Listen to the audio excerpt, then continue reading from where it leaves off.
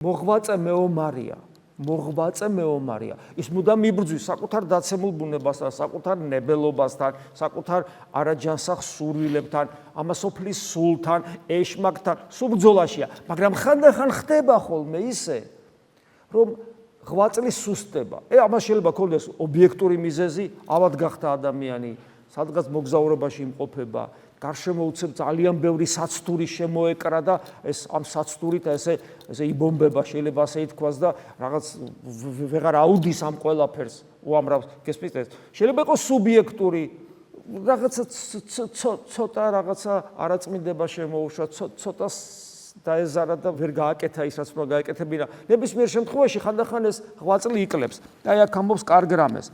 ცნებების აღსრულების შესუსტებას თუ შესუსტდება ცნებების აღსრულება, ენაცვლება თავდაბლობა, რომელიც შენ გაქვს, იმიტომ რომ დაბალცნობიერი ხარ. ანუ შენ შიგნით დაბალცნობიერი აზროვნება რომ გაქვს, თავდაბლობით ცხოვრობ და როცა შენ ღვაწლი მოგისუსტდა ობიექტური თუ სუბიექტური მიზეზის გამო, თუ შენ თავდაბალი ხარ, ეს არ ნიშნავს რომ დაენარცხები, იმიტომ რომ თავდაბლობა როგორც უმწვერვალესი სათნოებისა დაგაკავებს და არ დაგანარცხებს დაბლა.